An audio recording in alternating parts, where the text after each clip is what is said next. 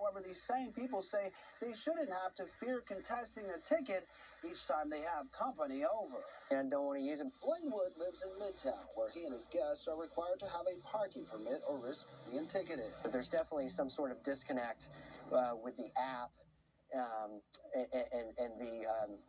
and the people out here that are reading the tags. So they're supposed to be synced. Last Friday, Wood used the city's online portal to register his friend's vehicle for a permit.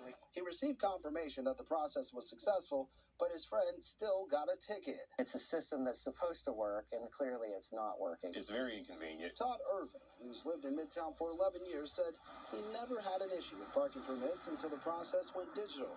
He's had to contest 3 tickets. They're not even reading letters appropriately. They read my friend's license plate as a 1, which actually was an I, and the plate reader read it wrong. CBS 46 took this issue to the city of Atlanta on Tuesday. We were told on Wednesday the Atlanta Department of Transportation would provide a response. We have yet to receive any answers to our questions. It's cumbersome. Wood and Irvin both appreciate the direction the city is going in, but they would like to see the permit problems resolved sooner rather than later. I get. Now reviewing surveillance video to try and track down the crooks. Bullets flying in a quiet Canton neighborhood. This afternoon, one man is dead after a shooting involving Canton police. The GBI says officers were called to a home on Parkbrook Way by a woman who reported that a man was in a room with a gun. When officers arrived, they heard a gunshot, and one of them fired their weapon. We're hoping to get more information on what was going on because, you kind of want to know, what am I dealing with here? Is this a isolated incident, or is this, is this crime that we need to be concerned about?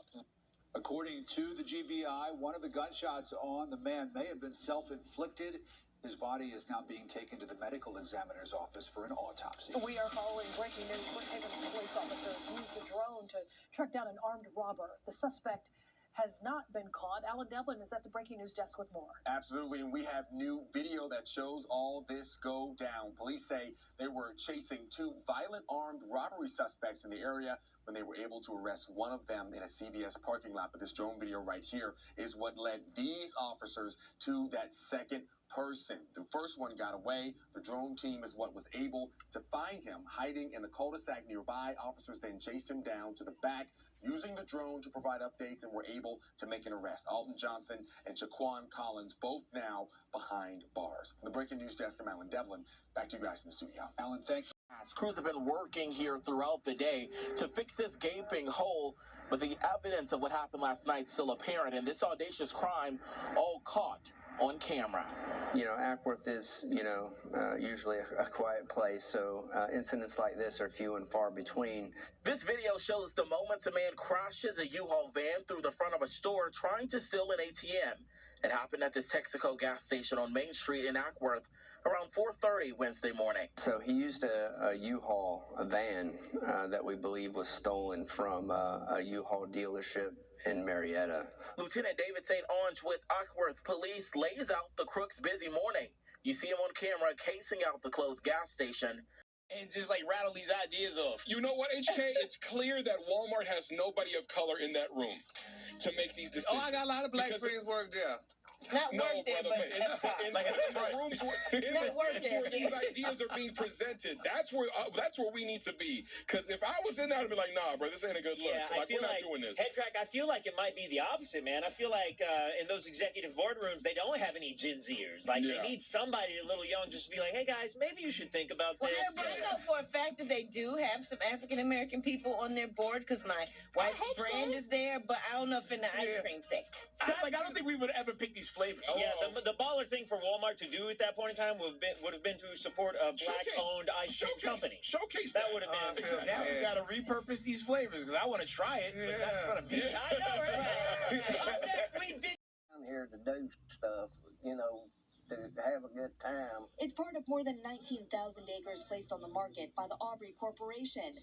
Jim Ramsauer of Lee & Associates is the broker. He says increased development in the area prompted the sale.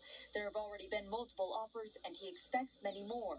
Not sharing who potential buyers are, but giving some insight toward next steps, stating continued enjoyment of green space as well as the need for smart development of housing and live, work, play projects are an essential part of the growth plan for the area. area. I mean, it could be paved over and a factory could be put here.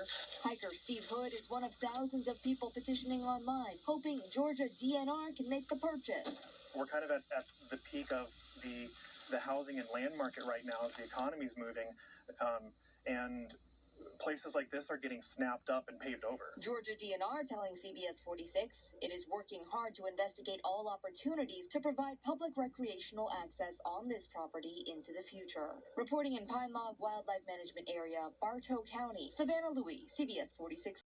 Jake Evans in the 6th district race, and Vernon Jones, a former Democrat, in the 10th. The Trump endorsement has almost single-handedly put him into second place, and frankly, within shooting position, because that margin is very tight. I mean, Mike Collins did finish first, but he can't be comfortable with where he is because second place was way too close. Democrats will also have to return to the polls.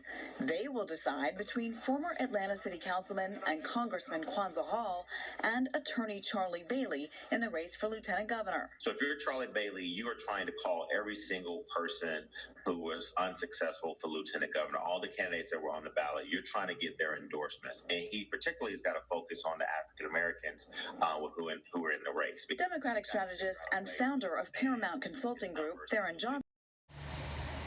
Shinola.